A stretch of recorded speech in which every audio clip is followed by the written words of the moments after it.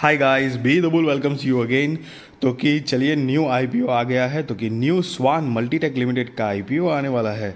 तो उसके बारे में चलिए देख लेते हैं, आईपीओ डिटेल्स देख लेते हैं। तो कि आईपीओ डेट जो है वो 11 जनवरी 2024 से लेकर 15 जनवरी 2024 तक है। और फेस वैल्यू 10 रुपये पर शेयर। प्राइस बैंड 62 रुपये से लेकर 66 रुपये पर शेयर है। लॉट साइज़ जो है वो 2000 शेयर्स का है।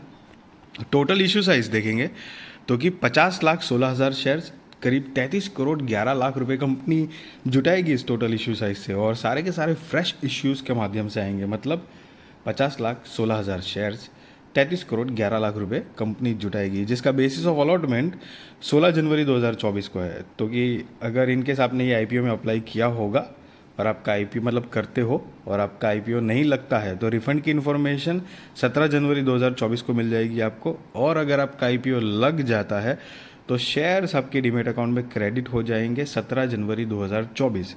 तो गौर फरमाना, रिफंड की इन्फॉर्मेशन और शेयर्स जो क्रेडिट होंगे वो दोनों डेट जो है वो सेम है, 17 जनवरी 2024 को है। लिस्टिंग डेट जो है वो 18 जनवरी 2024 है। और cut off time for UPI mandate confirmation शाम को 5 बजे 15 जनवरी 2024 है। Issue type book built issue IPO है गाइस। और लिस्टिंग जो है वो बीएसई एसएमई पे होने वाला है, मतलब ये एक स्मॉल एंड मीडियम एंटरप्राइजेस का आईपीओ है, मेन बोर्ड आईपीओ नहीं है। शेयर होल्डिंग प्री इशू जिसकी 1,40,40,240 है। शेयर होल्डिंग पोस्ट इशू 1,90,16,240 है। अगर मतलब रिजर्वेशन देखेंगे तो कि Q I B shares offered not more than 50% of the net issue है। Retail shares offered not less than 35% of the net issue. N I I H N I shares offered not less than 15% of the net issue है। Retail category में तो minimum हो या maximum हो, आपको एक ही lot के लिए अप्लाई करना है। 2000 शेयर्स आएंगे, 1,32,000 रुपये आपको जमा करने पड़ेंगे।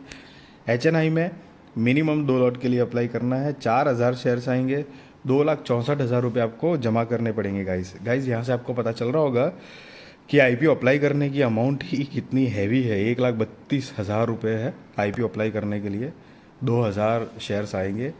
तो याद रहे ये एक एसएमई आईपीओ है, तो एसएमई आईपीओ में कुछ इसी तरह की चीज़ें होती है। हालांकि मैंने सॉरी गाइज, हालांकि मैंने डिस्क्रिप्शन में एक वीडियो की लिंक दी है, what is SME IPO. Brief information है गाइज, एक एसएमई आईपीओ और मेन बोर्ड आईपीओ में क्या फ़र्क होता है, फ़ायदा नुकसान क्या है, अगर आप चाहो तो जाकर देख सकते हो गाइज।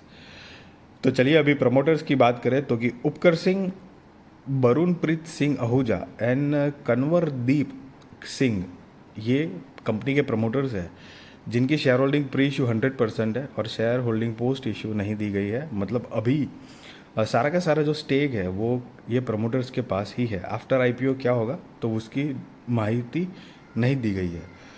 अब कंपनी के बिजनेस के बारे में देख लेते हैं थोड़ा सा ब्रीफ। तो कि 2014 से इनकॉर्पोरेटेड है कंपनी और मेजरली 2 सेक्टर्स के लिए मैन्युफैक्चरिंग करती है, precision engineered components and parts. तो कि 2 इंडस्ट्री कौन सी है, automotive industry and modern farming. अब पहले देखते हैं कि कंपनी ऑटोमोटिव इंडस्ट्री के लिए क्या क्या चीज़ें मतलब पार्ट्स मैन्युफैक्चरिंग करती है। तो कि assembly engine hangers, hinge body covers, front cover stay components, fuel filler cap components, main stand complete assemblies, engine guard plates, rear brake arm assemblies, separator breathers, cable guide assemblies, battery tray components and many other parts that are important for two-wheeler vehicles. अब साथ में company also design and manufactures various type of brackets such as cooling recovery reservoir brackets, exhaust tailpipe brackets, fuse block brackets, floor panel brackets and passenger car air cleaner inlet होस bracket. तो ये चीज़ें भी company manufacture करती है।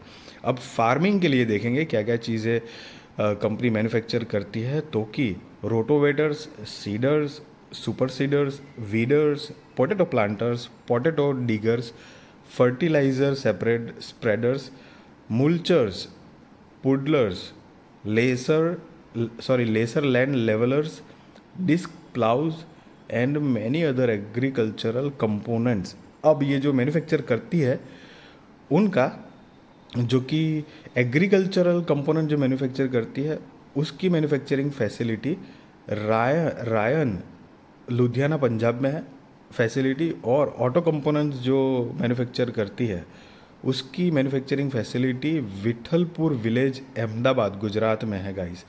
और company की clientele base देखेंगे अगर, तो कि ऑटोमोटिव इंडस्ट्री में Honda motorcycle, scooter India, MG Motors and Mahindra है। और दूसरी तरफ एग्रीकल्चरल के लिए अगर देखेंगे तो कंपनी के पास 2000 डीलर्स है करीब 11 स्टेट्स में, मतलब इंडिया के, तो कि पंजाब, राजस्थान, जम्मू एंड कश्मीर, कर्नाटका, तमिलनाडु, हरियाणा, उत्तर प्रदेश, मध्य प्रदेश, बिहार, झारखंड एंड महाराष्ट्र में, मतलब कंपनी के टोटल मिला के 200 डीलर्स है। तो ये कुछ कंपनी के बिजनेस की ब्रीफ इंफॉर्मेशन थी। और साथ में आप कंपनी के फाइनेंशियल्स देखेंगे तो कि यहाँ पर 31 मार्च 2021, 22 और 23 के फाइनेंशियल्स है गाइज। ये सारे फिगर्स जो आप देख रहे हो वो इन लैक्स में है और मैं आपको करोड़ में कन्वर्ट करके बताने वाला हूँ। और रिसेंट लेटेस्ट वाले हम फाइनेंशियल्स देखेंगे तो कि 31 मार्च 2023 के हिसाब से कंपनी की जो टोटल असेट है वो 128 करोड़ 76 लाख रुपए के आसपास है। रेवेन्यू 151 करोड़ 42 लाख रुपए के आसपास है।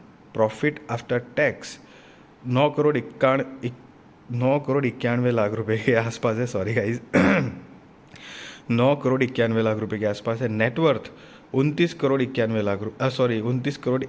लाख रुपए के आसपास है।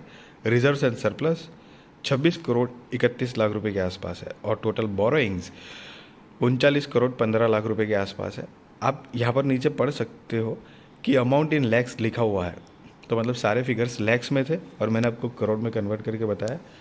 तो उसका सिंपली ऐसा है कि आपने कभी भी स्टॉक में इन्वेस्टमेंट के लिए सोचा होगा और उसके लिए रिसर्च गाइस किया होगा, तो आपने अलग अलग वेबसाइट पे कंपनी के जब फाइनेंशियल्स पढ़े होंगे तो आपको पता होगा कि जनरली ना करोड़ में ही फिगर्स होते हैं। तो एक वो थोड़ी यूज टू प्रैक्टिस है, एक होती है, उस हिसाब से मैंने आपको बताया। और एक बात कि गाइस मैं आपको कोई बाय और सेल रिकमेंडेशन नहीं दे रहा हूँ, ना ही मैं आपको बता रहा हूँ कि आप आईपीओ में अप्लाई करो या ना करो। That is completely depend on your risk research और आप अपने फाइनेंशियल एडवाइज़र को पूछ कर करना। बट द थिंग इज़ कि हाँ, एक बात ज़रूर बता सकता हूँ कि एसएमई आईपीओ जो है वो गाइस थोड़ा सा माफ़ कीजिएगा, ये बार बार मुझे मतलब थोड़ी सी सर्दी लग चुकी है इसलिए। तो एसएमई आईपीओ जो होते हैं वो थोड़े रिस्की होते हैं गाइस। आपने देखा होगा कि आईपीओ अप्लाई करने के लिए ही 1 लाख से ऊपर की रकम चाहिए। यहाँ पे 1,30,000 से ऊपर की रकम तो ये पर्टिकुलर आईपीओ में लग रही है। तो आप समझ सकते हैं कि ये कितना रिस्की है। मतलब हाँ, एक बात भी है कि अगर आईपीओ सक्सेसफुल चल गया और कंपनी ने बढ़िया प्रोग्रेस कर लिया, मतलब बढ़िया बिजनेस और रन कर लिया, तो आपके पैसे भी उसी तरह धुआंधार, मतलब रिटर्न भी उतना धुआंधार मिल सकता है। बट आप समझने की कोशिश करिए कि आईपीओ एप्लीकेशन की अमाउंट ही बड़ी है। कभी कभी एक छोटे निवेशक जो होते हैं उनकी टोटल पोर्टफोलियो की साइज़ ही ऐसे 1-2 लाख रुपया तो होती है, समझ रहे हो आप, धीरे धीरे करके वो करते हैं। तो उस हिसाब से रिस्क कैपेसिटी तो है, ऊपर से कंपनी मार्केट कैपिटलाइजेशन के हिसाब से बहुत छोटी होती है। और स्पेशली वैसे तो एसएमई कंपनीज के जितने भी आईपीओ होते हैं ना, तो वो कंपनी छोटी ही होती है, इसीलिए उनके लिए अलग से ये आईपीओज कैटेगराइज किया गया है कि एसएमई आईपीओ करके, कि चलिए आप भी आइए, आप भी फंड उठाइए मार्केट से अपना बिजनेस आगे बढ़ाने के लिए, ग्रोथ देने के लिए, समझ रहे हो। तो ये बात है। अब कंपनी के की परफॉर्मेंस इंडिकेटर की बात करेंगे तो कि PEX 9.32, ROE 33.27%, ROCE 24.86%, debt to equity 1.31, EPS 7.09, RONW 33.27% है गाइस।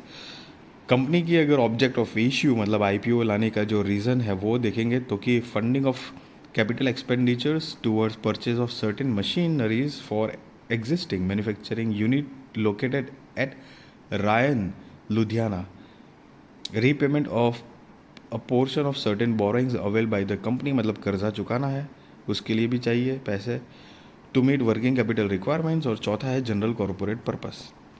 तो ये 4 कुछ कंपनी ने मेजर रीजंस यहाँ पर दिए गए हैं, ठीक है। और मतलब मेजर लेना रीजंस जो होते हैं वो रीजंस यही होते हैं कि आईपीओ क्यों लाना चाहेंगे। बोरोइंग्स कम करनी, मतलब जो कर्जा है वो कम कर देना है क्योंकि बिजनेस ग्रोथ चाहिए, या फिर नया कोई मैन्युफैक्चरिंग यूनिट डाल रहे होंगे उसके लिए चाहिए, या तो फिर एक चीज़ होती है कि प्रमोटर्स को कभी कभार ऐसा भी होता है कि लाइक आई मीन खुद को भी अपना एक हिस्सा बेचना होता है प्रॉफिट बुक करने के लिए, तो उसके लिए भी कभी लाते हैं कि चलो थोड़ा सा हिस्सा पब्लिक में ऐसे करके पैसे और जनरेट कर लेते हैं। हालांकि वो पैसे सारे के सारे प्रमोटर्स के पास ही जाते हैं, कंपनी के अंदर नहीं जाते हैं, समझ रहे हो गाइस। तो मतलब अलग अलग थोड़ा कैटेगरी होती है। तो मतलब मेजर रीज़न यही होता है कि फंड रेज करना है गाइस, समझ रहे हो। अब कैसे भी मतलब वो जो 2-3 मेजर रीजंस जो होते हैं उसके हिसाब से और भी होते हैं, बट ये 2-3 मेजर रीज़न होते हैं guys. So guys, be responsible investor, be responsible trader. ये वीडियो अच्छी लगी तो ज़रूर लाइक करिए, शेयर करिए, सब्सक्राइब करिए मेरी चैनल और मेरी वीडियो को। आपके सारे कॉन्टैक्ट के साथ भी प्लीज़ मेरी चैनल और मेरी वीडियो शेयर करके उनसे भी सब्सक्राइब करवाइए। Support me and my channel. Thank you so much for watching this video guys.